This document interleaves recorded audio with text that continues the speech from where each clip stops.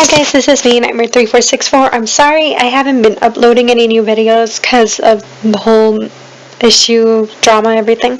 I've been working on new love stories for you guys. I hope you guys enjoy those, as we'll be continue reading my Possession, Jeff the Killer love story, chapter 2, May's point of view. I sat in the kitchen in the far corner as I was scared. I didn't know what was going on when I noticed it suddenly gone quiet. I got up from the kitchen floor and I walked towards the window next to the door. I peeked out behind the curtains. The bullies were gone, without a trace. A relieved sigh escaped my lips, and trembling nervousness I felt slowly went away. Now they were gone. I should get started to do my some work and some of my homework while eating a snack. May, wake up. I opened my eyes to see my mother leaning over me. She chuckled and standing up. Silly girl, you've fallen asleep while doing your homework again. I shut up and looked at my math worksheet and worry. I haven't drooled or anything embarrassing like that. So it was okay. I chuckled as, well, I sat up and stretched. What time is it? 10? Hey, aren't you keeping a secret from me, are you? She asked, giving me a serious look. My heart seemed to get cold, but I kept a straight face. No, why? She left the room and went to the kitchen. A few seconds later, she came back with a small bouquet and what looks like a hand-picked wild flowers. Not professional, but it means it was a secret gesture of all the same. There was a card with a heart, a drawn in heart on the side of the back. The other was black and the other was red. Because you have a secret admirer, I think I deserve to know what it's all about, she teased. With me, with a wild grin, blushing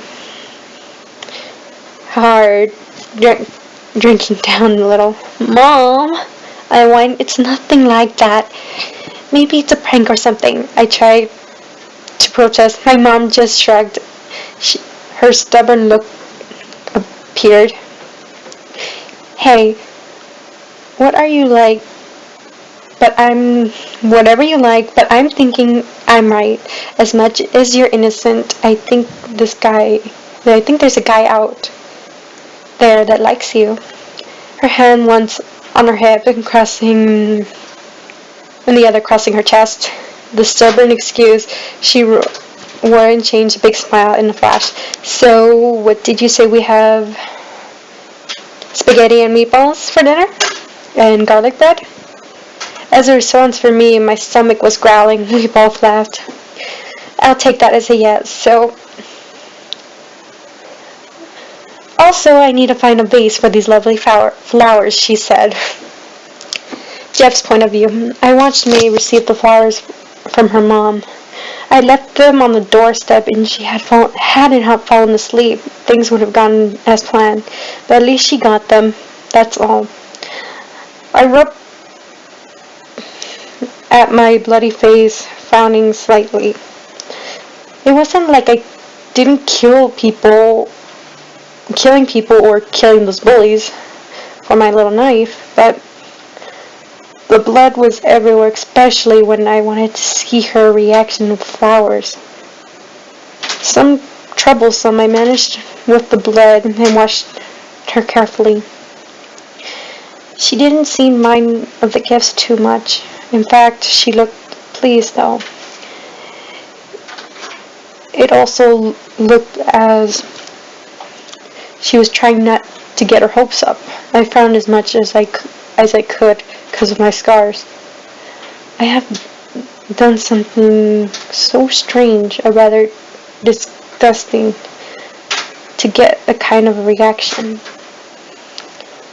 I was in the beginning of the plot of things when the would swing around my favorite red Blood heart artwork, special idea. When her mother said something and she blushed, I felt like I had been frozen. Watching the skin of her skin turn pink and her eyes darted downward. The most forgetting feeling I had yet hit me. I felt completely to what? I sat there brushing out the strange emotion over my little knife's blushing for almost an hour. I blankly watched her though, her reaction, eating dinner, watching some TV, then heading upstairs for bed. When she had done that, I slipped out of my hiding spot and headed up a bit higher, moving to the left side of the tree, careful not to snuffle any of the branches. The night passed quickly, even though I was tired. I couldn't help but linger. For the first time, I really had nervous to enter her room and stand over her, watching her. Beautiful, beautiful May. My hand reached out and lifted some strands of her hair, feeling its soft texture slip through my fingers. This feeling. I suddenly grinned, thinking I might have a hold of what feeling. It must be possession. I wanted to keep her for myself. It made it sense after all. I got a clinging mode when I didn't have my personal knife. What made her different from the others?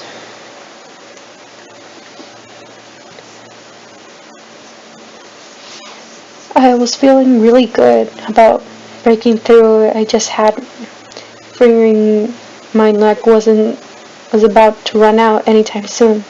I bent over her sleeping form and managed to work myself over her just right so my lips could meet hers. A pleasant feeling responded to me and her, even in her sleep. I just had a thought before the world had made her for me, my little knife.